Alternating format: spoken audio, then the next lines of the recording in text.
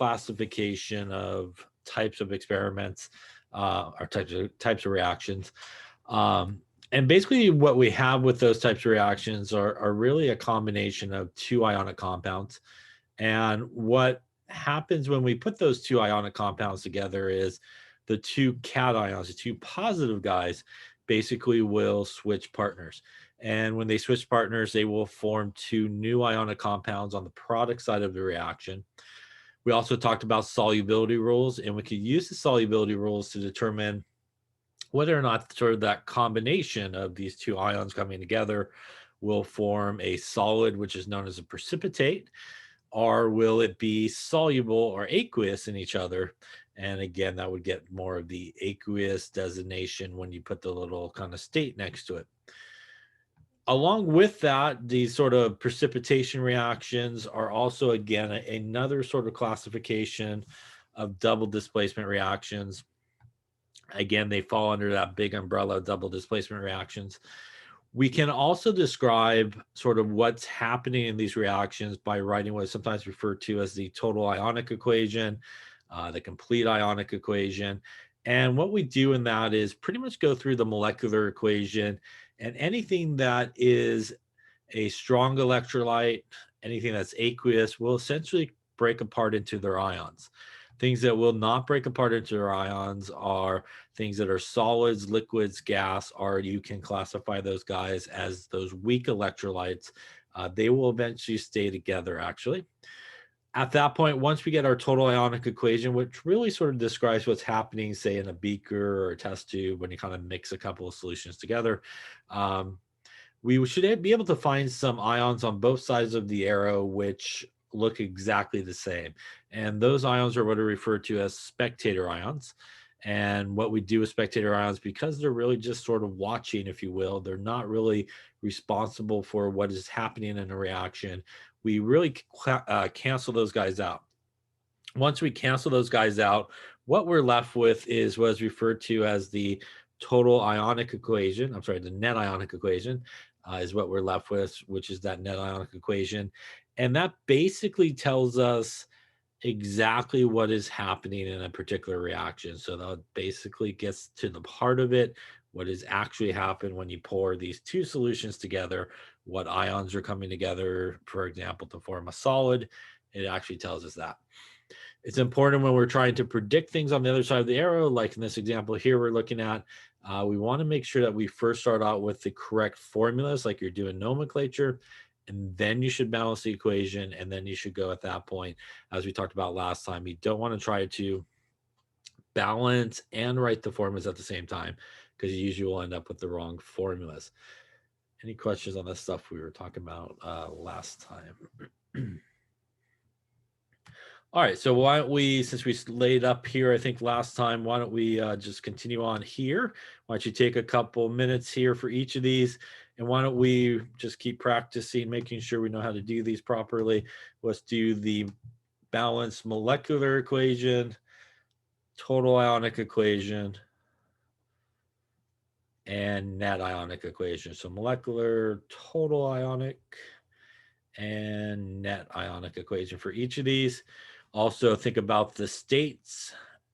So you could refer back to those solubility rules that we talked about, and again, see what you come up with both of these guys here. So take a few minutes and see what you end up with. See what we got in terms of a reaction. We have a positive negative guy on an ionic compound, positive negative guy. Again, that should sort of point you in the direction of the double displacement reactions we've been talking about. And that's kind of the general setup for those type of reactions. AB, which is a positive negative guy, plus CD, which is also a positive negative guy. Again, our two positive guys are going to switch places, making some new ionic compounds on the other side. And again, that's sort of the formula you want to follow here when you're looking at these guys. Now, when we're predicting what goes on the other side, we want to take this positive guy is going to end up with our negative guy on the other side. So our potassium will end up with our nitrate. And again, when we put those guys together on this side, we just want to take the basic units, that is potassium and is nitrate. And in that case, potassium is +1, nitrate's -1, which means KNO3. That also means that our other two guys will really switch around there and become a new ionic compound. And that's going to be our silver, which is positive, is going to come here with our chloride. Again, the basic unit, that is silver, is +1 and chloride is -1, which will make our silver chloride when we put them together. Any questions on that part of it there? All right, once we have the correct formulas, we want to make sure that we're balanced. And in this particular case, we are. Got one potassium on each side, one chloride on each side, one silver, and one nitrate on each side. So now we want to think about those solubility rules to help us decide, is it solid, aqueous, is there a precipitate? Well, potassium is soluble in everything, so don't really need to go any further than that to know that this guy should be aqueous. Silver, again, we may not find on those rules, but we will find chloride on that rule. Chloride is soluble in everything except silver, lead, and mercury 1, and that is silver, which means this is a solid. This also means that in addition to being a double displacement reaction, you could classify this as a precipitation reaction as well. Any questions on that part so far? This would represent our molecular equation. We could then write our total ionic equation. And again, we're going to break apart everything that is a strong electrolyte. No solids, no liquids, or anything like that. So K+ would break apart. And we would also get a Cl- happening. The silver nitrate would also break apart into a silver ion plus some nitrate ions. The potassium nitrate, which is also aqueous, would break apart into K+ and NO3-. The silver chloride, which is a solid, does not break apart, so we do keep that together. This would represent the total ionic equation, the complete ionic equation. Any questions on that? All right. It is in this total ionic equation that we find our spectator ions. So we're looking for guys that look exactly the same on both sides. So I got a potassium on both sides. I also got me a nitrate on both sides. So those guys would be our spectator ions. And again, you could think about the arrows like an equal sign. They essentially will subtract each other out or cancel each other out. And what we're left with at this point is the net ionic equation, which is really ultimately what is happening here in this reaction. And it really is, when we mix these together, the silver ion from the silver nitrate goes and finds the chloride ion from the potassium chloride, and that makes silver chloride.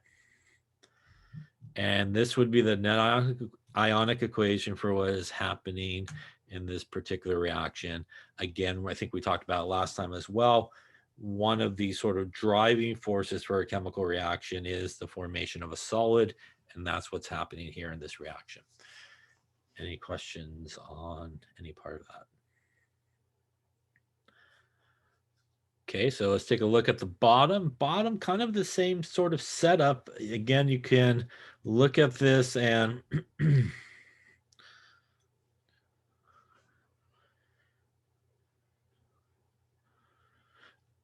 so your question is, why do we keep together the silver chloride? Is that in the total ionic equation? So in these equations, what we're really describing when we talk sort of about a total ionic equation, for example, is when we mix, say, the potassium chloride and the silver nitrate together, what we're going to get, if you just think about all the ions that are flying around, is potassium ions floating around. We have some chloride ions floating around. We have some silver ions floating around. And we have some nitrate ions floating around.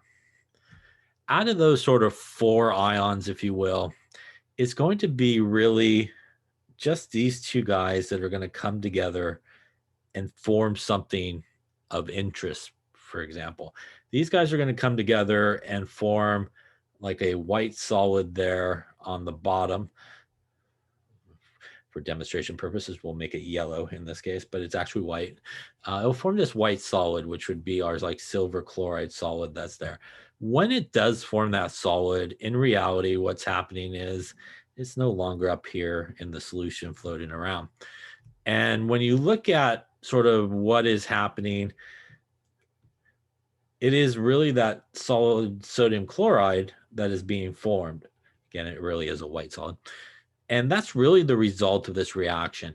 These guys, honestly, they're just continuously floating around, not really doing anything, nothing visually being made or anything like that. And that's why we really cancel out these guys, which are spectator ions. So because it's a solid, they're no longer ions, and they actually will be together in this ionic compound. And that's really why we don't break apart anything that's solid. So when we get to this total ionic equation, and the reason we really don't do that is because we then translates into our net ionic equation as this is ultimately what is being formed as a result of this reaction, is that silver chloride. So when we do the total ionic equation, anything that's a solid, anything that's a liquid as well, because they're basically covalently bonded together, the liquid like water or something like that, anything that's a weak electrolyte, anything that's a gas, all these guys, they stay together and they won't break apart. Because really, when we talk about things breaking apart, they're really the ions. And the ions means that they're aqueous and they're really just floating around in the solution. And that's the things that we kind of break apart. But the main formation, again, is, I guess I shouldn't erase it all. We'd have maybe some silver and chloride, but they probably would mostly all sort of come together and come out as a solid in this case. So we do break apart everything that's an ion that's basically floating around freely in the solution. And again, anything that's kind of together, like a solid, would drop to the bottom, no longer floating around freely in that solution, and we wouldn't break it apart. Other questions on that? Okay, so let's take a look at the second one here. Again, sort of a similar sort of setup. We got a positive guy, we got a negative guy, got a positive guy, got a negative guy. Again, this is going to give us our double displacement reaction. So our positive guy here is going to go with our negative guy here and form an ionic compound. This is a very important thing, like we talked about previously and a number of times at this point. We are not going to, when we write the formula, worry about the extra 2's there, because we will take care of that when we actually balance the equation. That means that really what we're putting together is a sodium with a +1 charge, because it's group 1, and we're putting together a Cl with a -1 charge, which is group 7, and that's going to form sodium chloride. And that is the correct formula. I can't tell you how often people want to write this formula down because, hey, there's 2's, so I should keep them. And that is the incorrect formula. So remember, you want to start with the correct formula when you do that. That will leave us our other 2 guys there that are going to come together, which is our calcium and our sulfide here. Again, when we put these together, we want to think about the charges, and we have a calcium with +2 and a sulfur with a -2, which means, again, we just need one of each of those guys, and that's going to give us a calcium sulfide in this particular case. Any questions on how we got to there? All right, so let's talk about some solubility rules here. Sodium is pretty much as far as we need to go. It is soluble in everything, which means this is going to be aqueous. May not be able to find calcium on the left-hand side of that table, but you will find sulfide. Sulfide is typically insoluble, except when it is with calcium, for example, which means this guy would also be soluble. And this technically would be our molecular equation here. Any questions on that there? Now, what happens when we do a little total ionic equation in this case? Well, by the way, we should balance it, I guess, to be proper. We should put a 2 there as well. Now, when we go do our total ionic equation, we will end up with 2 sodium ions, as this guy will break apart. We'll end up with a sulfide ion. We will then end up with a calcium ion that has a +2 charge. We'll get that 2 to come in front of the chloride for 2 of those guys floating around. Other side, we'll get 2 sodium ions and 2 chloride ions as they get distributed. Again, this 2 gets distributed to everybody. And our calcium ion and our sulfide ion. This technically would be our total ionic equation. So what does this mean? Well, this means that I see 2 sodiums on the left, 2 on the right. See a sulfide on the left, sulfide on the right. See a calcium on the left, a calcium on the right. I see 2 chlorides on the left and 2 chlorides on the right. I have really nothing happening here, right? These all cancel out. They're all spectator ions, which really means even though we came up with some things over here, it's actually going to be no reaction that's going to happen in this case. Because basically what we got when we pour all those guys into a beaker, a test tube, whatever it may be, we basically just got a bunch of ions flying around. We don't have any type of solid being formed. We have no type of liquid being formed. There's no electrons being transferred. Again, these are all things that are what kind of drives a chemical reaction to occur. So since we just got a bunch of sort of ions flowing around, there's really no reaction that's happening in this particular case. Any questions on that one? And it does happen, as you can see here, you know, you can mix a couple of things and go, well, nothing really happened, right? There's no reaction. And again, those kind of 3 things are essential to sort of a reaction happening, solid being formed, water being formed, some type of, actually water being formed, and also some type of electron transfer. So here, you're not going to get any of those things happening, just a bunch of ions flowing around in this solution. Any question on those 2? All right, one last one here. Write an equation for the reaction that takes place. So why don't you do one more here? We'll do all 3 one more time for last time practice here, perhaps, on this one. So go with the balanced molecular, your total, and your net. See what you come up with. Starting with, what thing there? Ammonium sulfate. And ammonium is soluble in everything, so it is going to be aqueous, plus it told us it's an aqueous solution, so we already know that that's going to be aqueous. This would be led to acetate. That's what that is. Also, by the way, acetate, pretty soluble in everything, so going to be aqueous as well.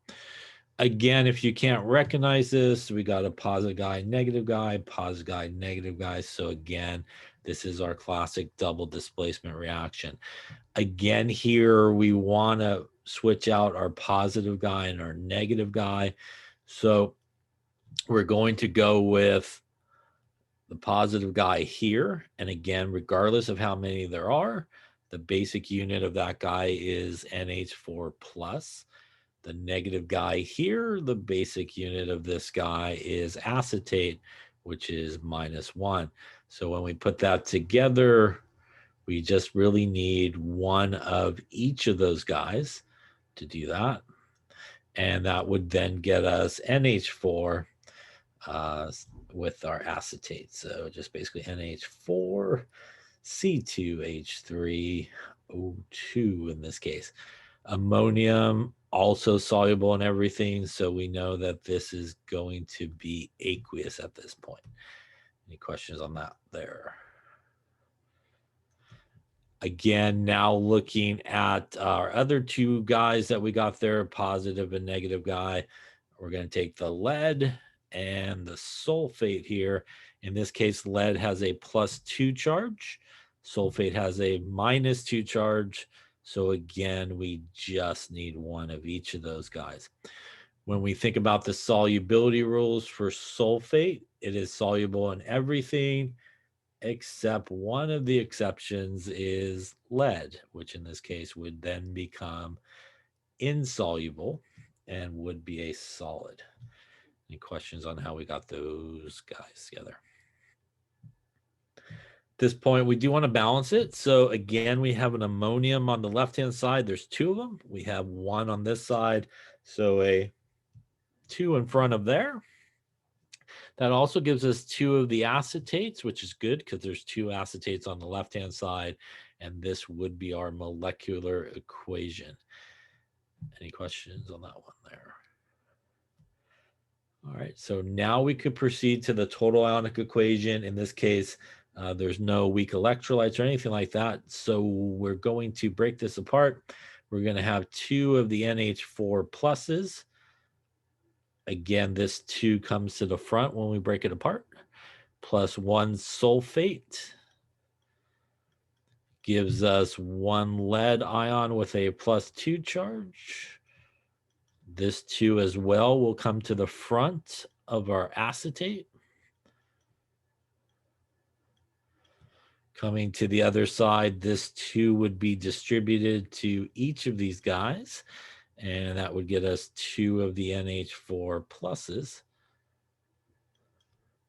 and 2 of the acetates here.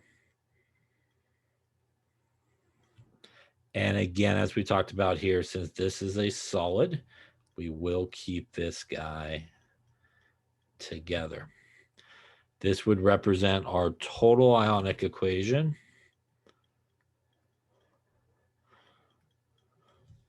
We're going to look for our spectator ions. In this case, I got an ammonium on the left, or 2 of them, and I got 2 on the right, which is good. I also have a couple of acetates on the left and a couple of acetates here on the right. Those again being our spectator ions going to cancel each other out, leaving us with the net ionic equation, which would be the lead ion plus the sulfate ion makes our lead 2 sulfate. And no 2 up there. I was writing what I was saying. Lead 2 sulfate Pb SO4 there, which is a solid in this particular case. Any questions on writing equations, total ionic equations, net ionic equations? A couple just things that people sometimes do, and it's probably proper to do. You might notice that the sulfate comes first and then the lead in the previous one. Just usually people will put the positive guy first and then the negative guy. Is it wrong if you do it the other way? Probably not technically, but most of the time positive then negative is sort of how we write these things. The other thing is, what happens if, you were just interested in like the net ionic equation, could you maybe bypass this equation and so forth? You could, technically speaking, because what you could do is go, well, that's going to be the solid if you could determine that. And you could start with the actual solid and then go, well, this solid's made up of 2 things, a lead with a +2 ion and a sulfate ion. So that would be my net ionic equation.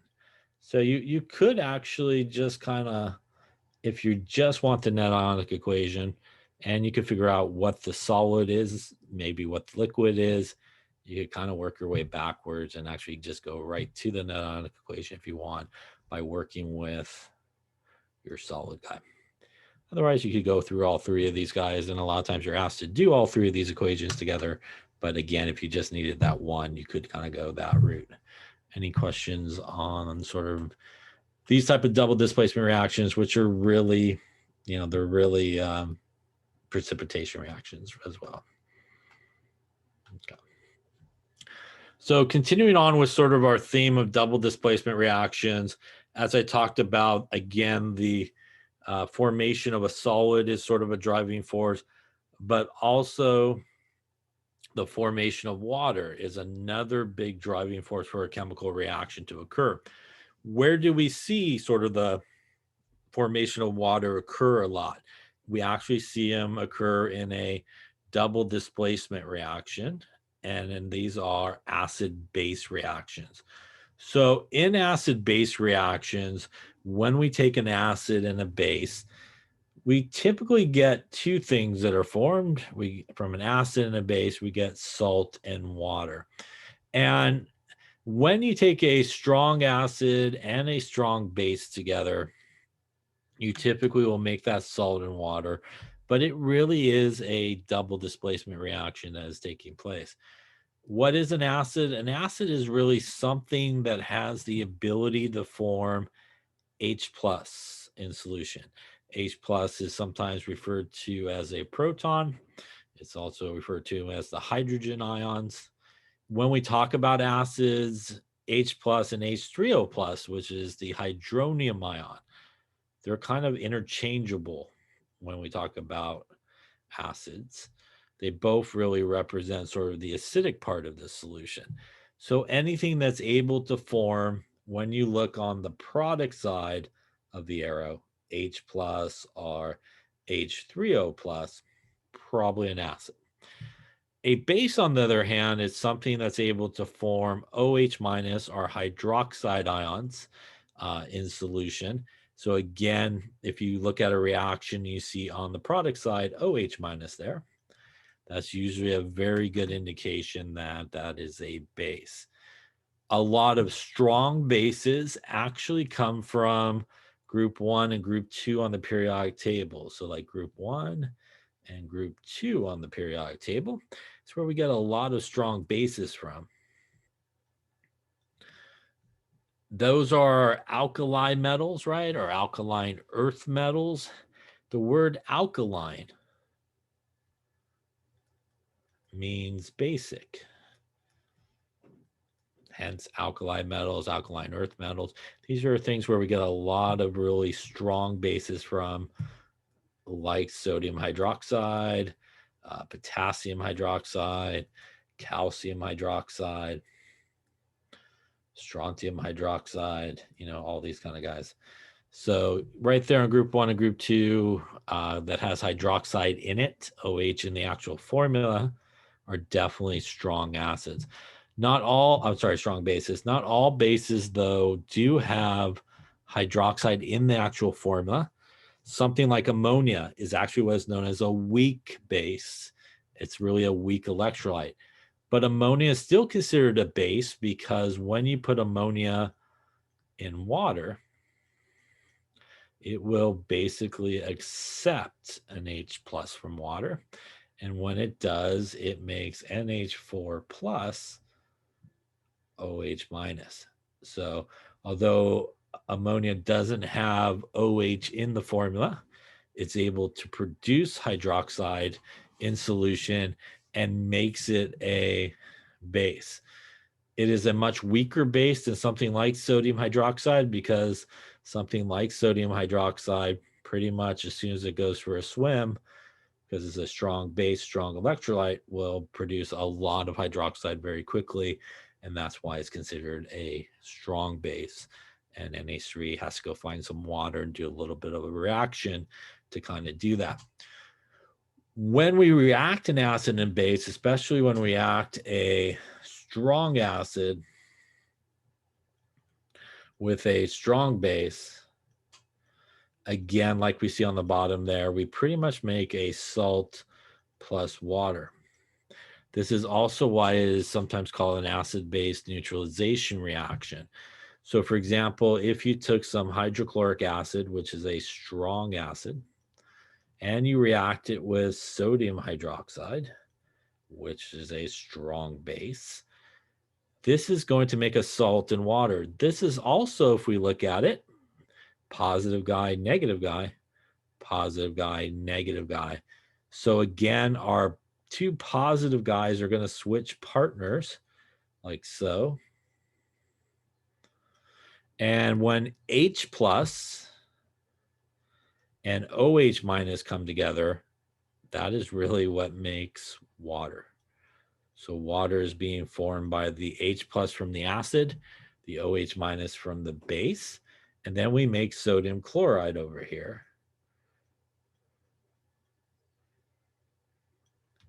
And this is our water, and this is our salt.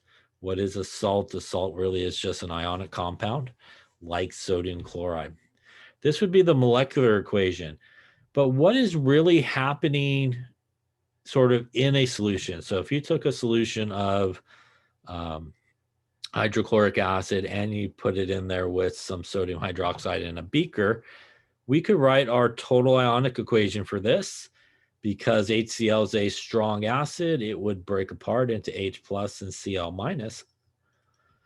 Our sodium hydroxide, also a strong base, would break apart into Na plus and OH minus. Now, water, which is a liquid, much like our solid, will stay together. Now, our sodium chloride will break apart. And in this case, if we look at it, we have a chloride on each side. It's exactly the same. We have a sodium on each side, which is exactly the same. Those are our spectator ions. They will cancel out. And what we're left with in terms of our net ionic equation is H plus from the acid coming together with the OH minus from the base to form water. This is ultimately what is taking place whenever you mix a strong acid with a strong base. You could take any combination of a strong acid and strong base, and if you get down to the net ionic equation, this is your net ionic equation. It is basically the formation of water. So as we talked about earlier, formation of a solid is a driving force for a reaction. Formation of water is also a driving force for a reaction. So ultimately, when you dump hydrochloric acid in with sodium hydroxide, we get some H plus and Cl minus, we get some Na plus and OH minus. Ultimately, what's happening in this case is these two guys are coming together to make water. Now, that water obviously is something that when you look at the beaker, you look at the test tube, whatever it may be, you're not going to see much happening, right? You can't really kind of see water happening, right? It kind of looks like nothing happened. But whenever we have hydroxide and H plus involved, probably some water is being made. And again, that's a liquid. The difference is these are ions that are surrounded by waters. This is just water moving around by itself. And that's ultimately what is being made in a reaction of a acid with a base. The ultimate reaction that's really taking place is the formation of water. And again, like I mentioned earlier, that's why it's sometimes called an acid-base neutralization reaction. Any questions on that?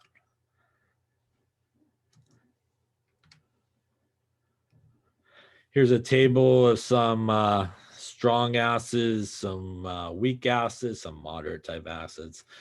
These are some of the ones I think we've talked about before. Perchloric acid is a strong acid, nitric acid, sulfuric acid, hydrochloric acid. You could also add to there hydrobromic acid is strong. Hydroiodic acid is also a strong acid. Here's some common weak ones. These are weak electrolyte: acetic acid, hydrofluoric acid, carbonic acid, hypochlorous acid, boric acid. So basically, these guys are strong electrolytes, which means when you get to your total ionic equation, they should 100% break apart. These guys are considered weak electrolytes, which means when you get to like your total ionic equation, you would actually keep it together. So you wouldn't break apart something like, say, HF in that particular case, because it's a weak electrolyte. So what would that look like if we had, say, HF and like sodium hydroxide or something like that? Let me just write up here since I got some empty room. So if we did the reaction, say hydrofluoric acid plus some sodium hydroxide, we would get NaF and we would get H2O. Again, same double displacement reaction happening, the H and the OH coming together, the Na plus and the F minus coming together in our kind of double exchange. Now, when we would go to break this guy apart into his total ionic equation, because we know that HF is a weak electrolyte, even though it's aqueous, we would actually keep it together. Again, remember, weak electrolytes mainly stay together in solution, so we wouldn't break this guy apart. Sodium hydroxide is still a strong base, so it would break apart into our two guys here. Sodium fluoride is also going to break apart. And our water, which is a liquid, will stay together.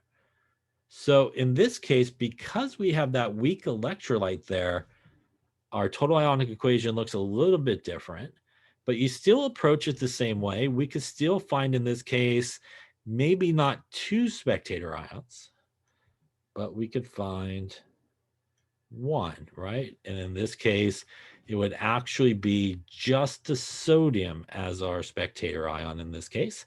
So the sodium would be the only thing that would get canceled out. And what that would leave us is, I'll just write it here, HF plus hydroxide will form F minus and water. And this would be our net ionic equation here. So when you do have some of these weak electrolytes there, a lot of times it's acids or bases maybe, and you can recognize them as that, you'll end up with a slightly different looking sort of net ionic equation because you'll still have this guy together. You'll probably mainly have maybe one spectator ion that sort of cancels out, but this is what it would look like.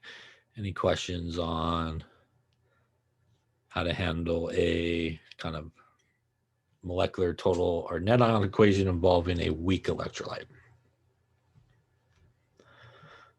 Okay, so since we're on this table, these are some common bases. And like I mentioned before, a lot of our bases that actually have hydroxide in it are very strong bases. These, again, would be considered strong electrolytes. And again, if you look on the periodic table in group 1 and 2, and you start somewhere right or there around sodium, potassium, come on over to calcium, strontium, barium and so forth, kind of go this way and this way. That's where a lot of our strong bases of hydroxide in come from. Some of our weak ones over here, we have the magnesium and the sodium bicarb. And here's our ammonia. This is actually ammonia in solution. It's sometimes referred to as ammonium hydroxide, but it really is sort of NH3, but sort of the solution version of NH3, because NH3 is mostly a gas in normal cases. But kind of the solution version of it is ammonium hydroxide. So in acid-base chemistry, they're also sometimes kind of used interchangeable with each other. Any questions on that there? All right, so I kind of jumped the gun. I think I did this one, but again, if we went through our acid-base reaction, which is again why it's really called a neutralization reaction, is because really ultimately what is happening is the formation of water, and any combination of a strong acid, strong base, like I mentioned earlier, will end in this outcome in terms of the net ionic equation. It'll be your hydrogen from your acid and your OH minus from your base. Any questions on acid-base reactions? Again, they're ultimately still double displacement reactions. The difference is instead of a precipitate being made, a solid like in the precipitation reaction, we're making water. Now, to sort of finish up on this double displacement sort of umbrella here, there are some reactions that actually will generate gases as a result of this double displacement reaction. And these gases would be generated in one of two ways. Sometimes just directly by the double displacement reaction, a gas will be generated as a result of it. So for example, up here on top, this is our positive, negative guy, positive, negative guy. Again, our two guys are switching partners here. As a result of this double switch that happens directly made as a result of this reaction is hydrogen sulfide gas, a very smelly, toxic, deadly type gas, which if you do the experiments in 200B, you might make some of that at some point, or sulfur. It smells very bad. But that gas is again generated directly. So here we see, we've in a double displacement reaction, we were able sometimes to make a solid, a precipitate. As we saw with the acid-base reaction, we're able to make a liquid like water. Here we could also sometimes make a gas as a result of that. Indication that you made a gas, right, is usually you'll see bubbles forming and stuff like that. That is, a result of that. Now, there can be situations where you do this double displacement, just like this, positive, negative. Again, our guys switching partners. A result of that are two ionic compounds here. In this case, though, neither one of them makes a gas. But what ends up happening is one of these products very quickly, in this case, H2SO3, will very quickly go through another type of reaction, which is known as a decomposition reaction. So we make this product, it then very quickly goes through a decomposition reaction where H2SO3 makes SO2 gas and some water. So this is sort of an indirect making of the gas. It's kind of a two-step process. We take the sulfurous acid, it then decomposes in another chemical reaction. And this happens usually fairly like instantly. Like, if you look on the bottom there, if you did it, there's like not a delay usually that you could kind of see. It's very rapidly, as soon as it's made, decides, I don't really want to be made. I want to break apart, and it breaks apart into a decomposition reaction. As we'll talk about in just a second, that's ultimately what a decomposition reaction means. You start with one thing and you break it apart into other things. And so it very quickly will decompose. You maybe have seen this as well in sort of an acid-base context. If you take, say, something like hydrochloric acid, for example, and maybe we react it with some bicarbonate or carbonate, some sodium carbonate, we will get some sodium chloride happening, and we will make carbonic acid. Again, this is a double displacement type reaction, making two new guys. Do a little balancing as well. But just like above, the formation of this carbonic acid does not hang around a very, very long time. Very quickly, almost immediately, this carbonic acid will decompose into water and CO2. Kind of like your plop, plop, fizz, fizz, Alka-Seltzer type deal. If you ever see that. And again, you'll start to see bubbling occur really quickly. And that's really the CO2 gas happening. So what we have here is we really have a double displacement reaction in both of these cases, followed by another reaction, which is a decomposition reaction. So this is like a back-to-back reaction that happens in this case. They both are sort of what I refer to as indirect formations of gases. Again, we form one product, then it quickly decomposes into a gas. Any questions on that there? Okay. And here's a picture of that. And again, you can see almost immediately all the kind of the bubbling happening here. This is actually our hydrochloric acid and sodium bicarb, like baking soda, right? And you kind of mix those together in the great volcano type of move, maybe some vinegar, acetic acid instead of hydrochloric acid. But you get all this bubbling that happens. And again, that bubbling is really the CO2 coming about as that carbonic acid, which is originally formed, starts to decompose almost immediately. So sometimes these double displacement reactions do result in these sort of gases that are produced. This is a nice table that sort of summarizes the different ways that gases can be produced. And what we see is when we take a metal that involves sulfur in it and react it with an acid, we will get H2S formed directly. When we take a metal that has carbonate or a metal that has bicarbonate in it, like my example earlier, we will make carbonic acid, which will then go through a decomposition reaction to form CO2. If we have a metal that has sulfite in it, or hydrogen sulfite, we'll make our sulfurous acid, which very much like our carbonic acid, will go through a decomposition reaction and make that SO2 gas. And anything with ammonium in it that reacts with a base will make ammonium hydroxide. Ammonium hydroxide basically will decompose into ammonia gas, as we see here on the far right. Any questions on any of those reactions there? Okay. So that wraps up sort of the big umbrella of double displacement reactions and the different types of reactions that fall underneath those.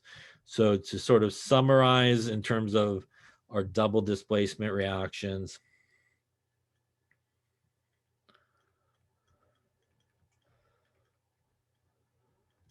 which again is our AB plus our CD, making our AD and our CB.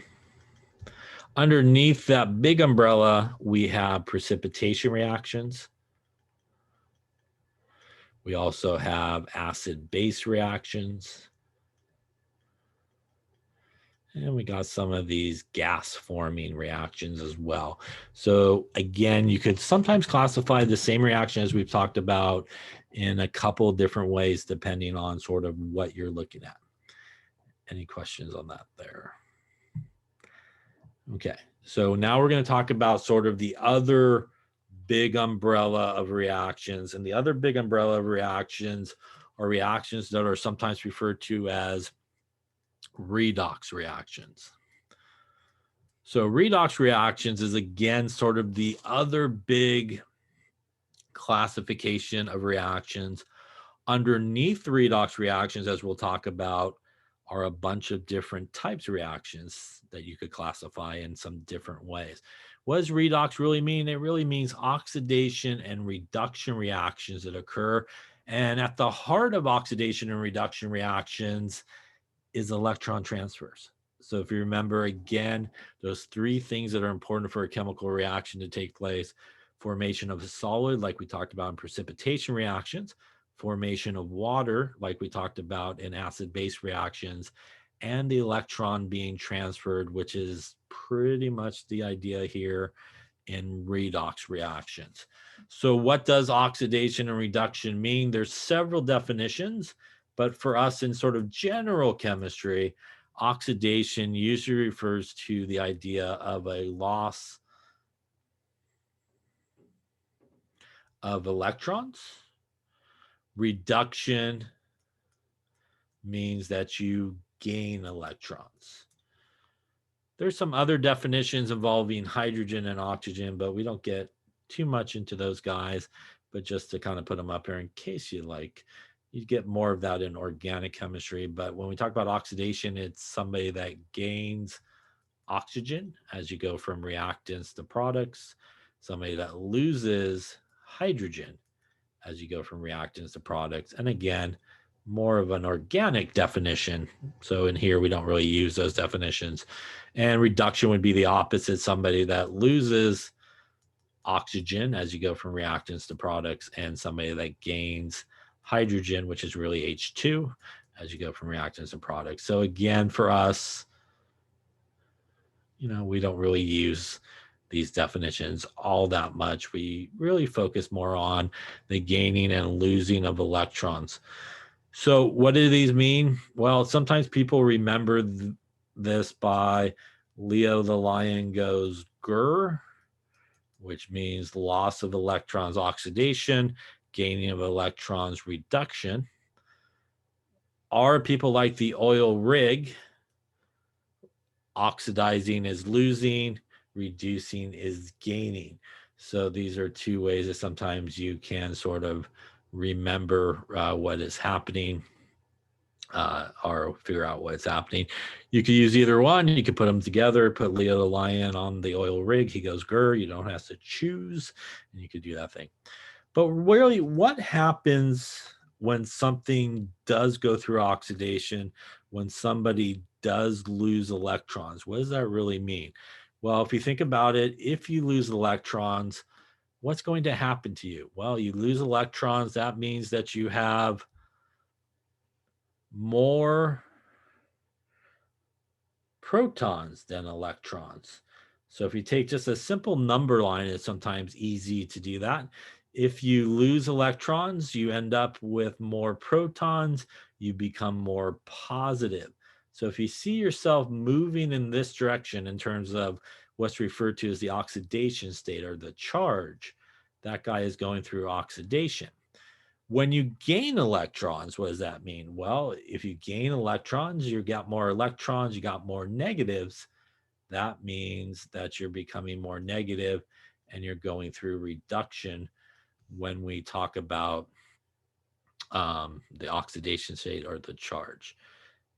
So very simply, if you can figure out what the charge was on the reactant side to the product side, you could kind of see which way you're going in terms of, excuse me, in terms of becoming more positive or more negative. And that's really just a simple way to kind of quickly figure out if you're becoming more positive or negative. Any questions on that? Now, in addition to what is being oxidized and what is being reduced, we sometimes talk about what confuses people as well is, what is something that is known as the reducing agent and the oxidizing agent. And those are the things that are getting oxidized and the things that are getting reduced. So when we talk about something that's the reducing agent, as odd as it sounds, that is actually the substance that is getting oxidized. While the oxidizing agent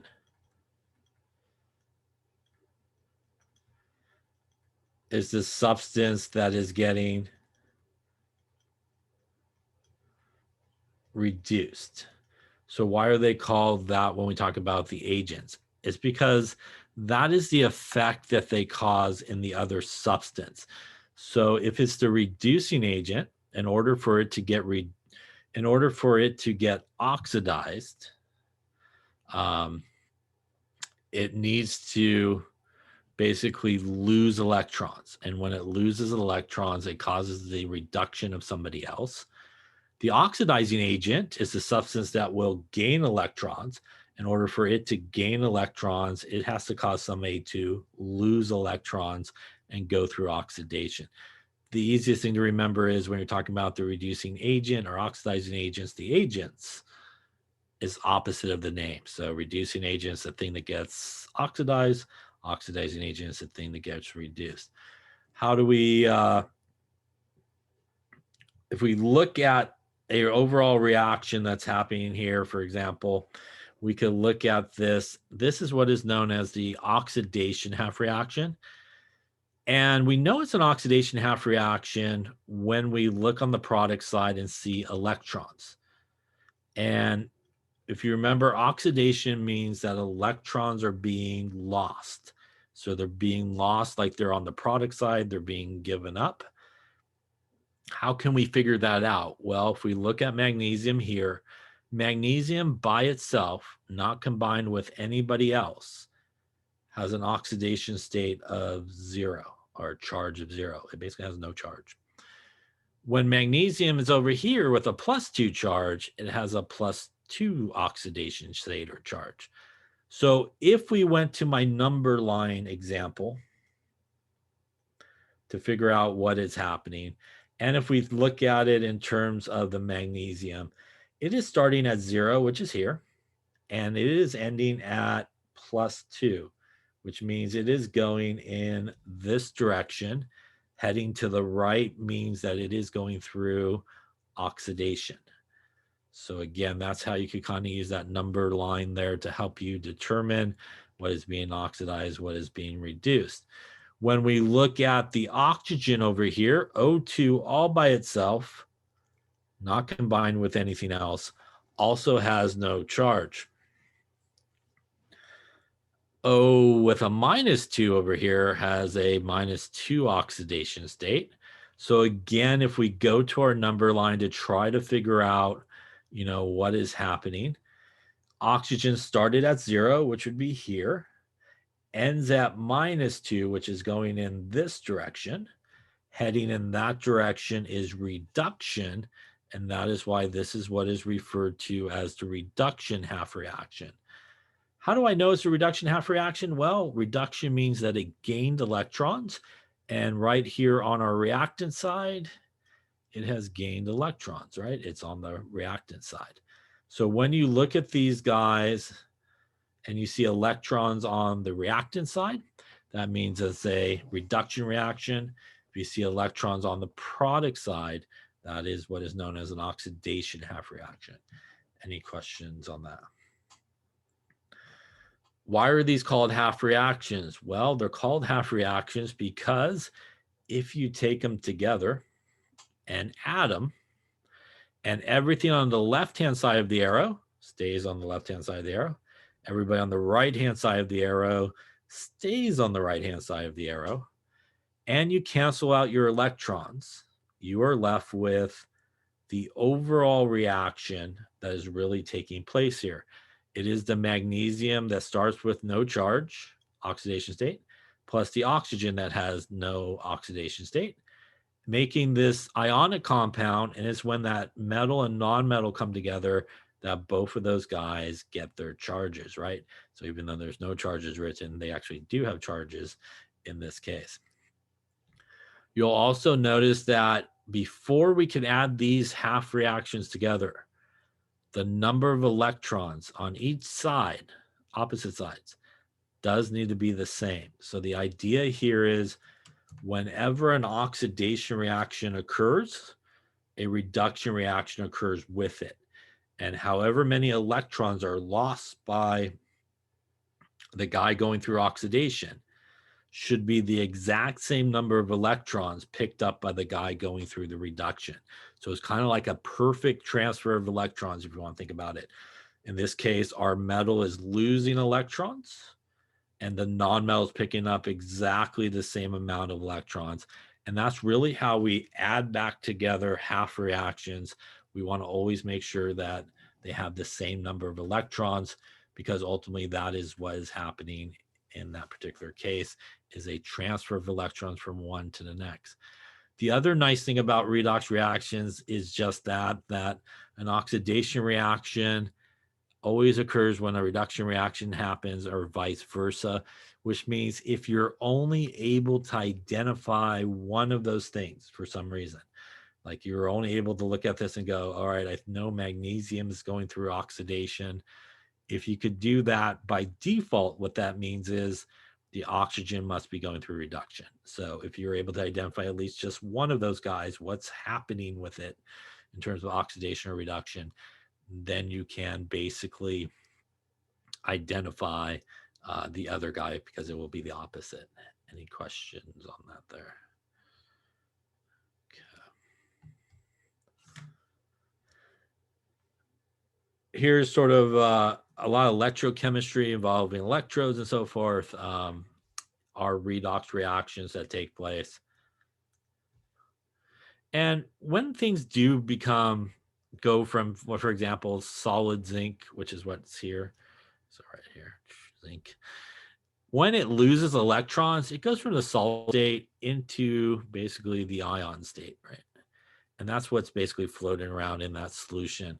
On the other hand, if we have a solution of copper,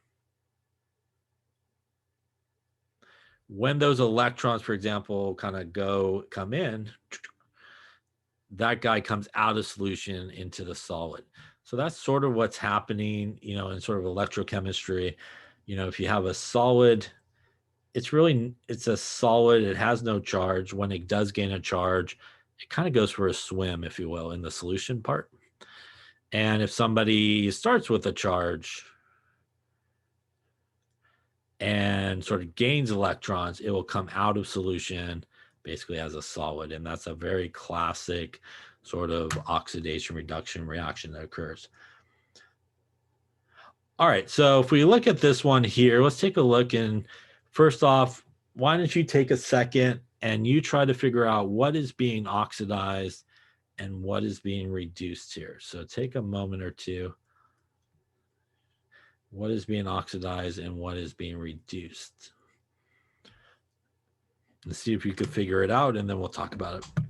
Figure it out. And again, you know, if you need that number line, again, it is kind of very helpful, kind of visual way to figure out oxidation reduction. Again, if you're becoming more positive, you're going through oxidation. And if you're becoming more negative, you're going through reduction.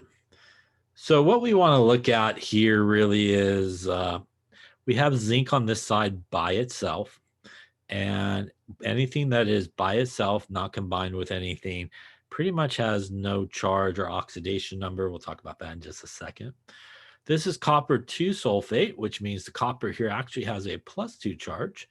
The overall sulfate here has a -2 charge for everybody.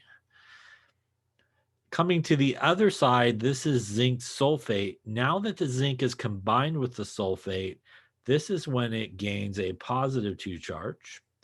Again, the sulfate here still has that -2 charge. But now our copper here is all by itself, basically, and it has no charge in this particular case. So what is happening when we look at, for example, the zinc? So the zinc, in terms of where it started on the left-hand side, it started at 0, which would be here. And it ended at +2, which means it is moving in this direction. So that should tell us that the zinc is being oxidized. So the zinc is being oxidized. And honestly, like I was just mentioning before, without having to do anything else, you could actually know by default that it is the copper that is being reduced. But let's see why the copper is being reduced here. So if we look at the copper, it is actually starting with a +2 in this case, which would put it like over in this direction.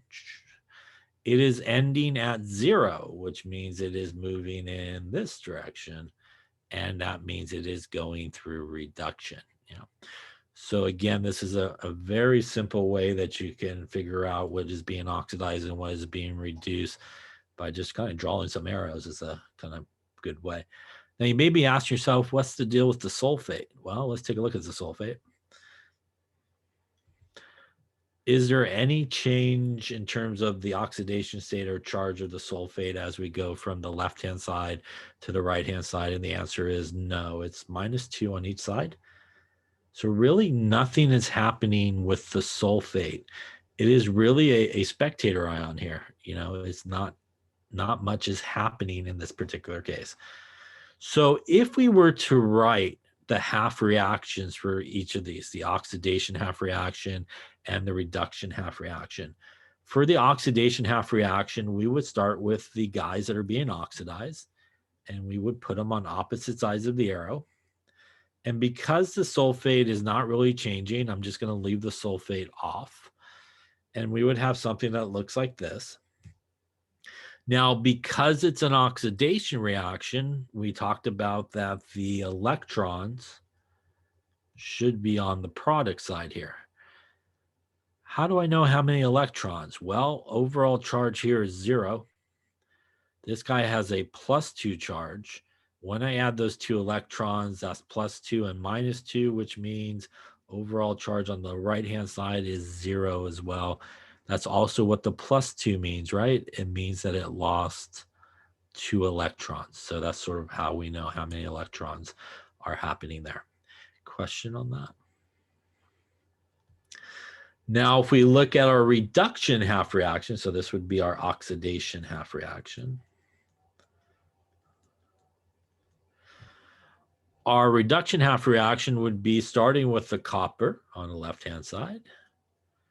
Again, the sulfate, nothing is happening with it, so it really is a spectator ion. We're going to leave it out. On the product side, we have solid copper. Since we know this is a reduction, we know that it will gain 2 electrons. How do I know it'll gain 2 electrons? Well, this guy's going from +2 to 0.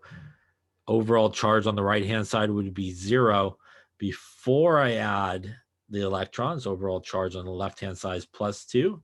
When I add those 2 electrons, +2 and -2 from the electrons, give me a grand total of 0. And that's a really important thing in terms of redox reactions, half reactions. When things are properly balanced in terms of redox reactions, the overall charge on the left-hand side should equal the overall charge on the right-hand side. And that's what we see here. Any questions on that? That would be our reduction half reaction.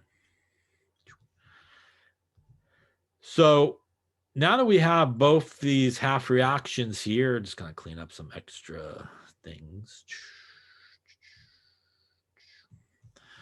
What we could do is actually add both of these half reactions back together. And again, we could do that because the number of electrons in each half reaction are the same.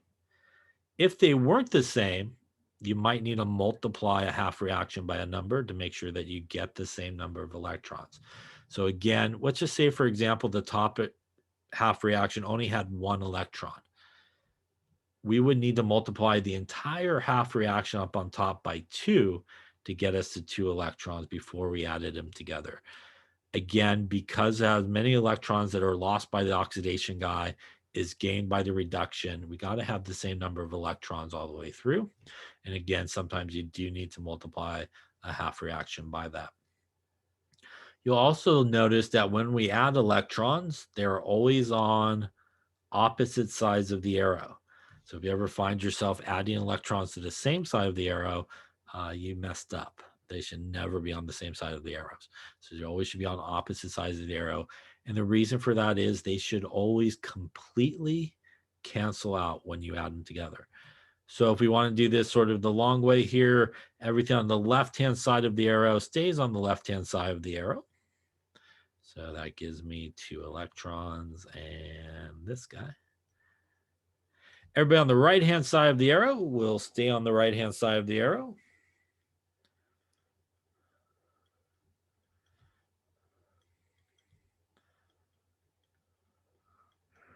Again, you can use the arrow like an equal sign. 2 electrons on the left, 2 electrons on the right will cancel each other out. And this leaves us zinc plus copper with a +2 charge going to zinc with a +2 charge and copper with no charge here. This equation here is what is sometimes referred to as the net ionic equation here. This is the net ionic equation happening in this particular case. Any questions on that? Lastly, if we wanted to know what is my oxidizing agent and what is my reducing agent, what would it be? Well, I know my zinc is getting oxidized, which means my zinc would be my reducing agent. I also know that my copper with a +2 charge is going through reduction, which means my copper with a +2 charge would be my oxidizing agent. When you're asked about the oxidizing agent and reducing agent, they are always found on the reactant side of the reaction. So zinc with no charge, copper with a +2 charge. Question on any of that there? All right, we will lay it up there for lecture here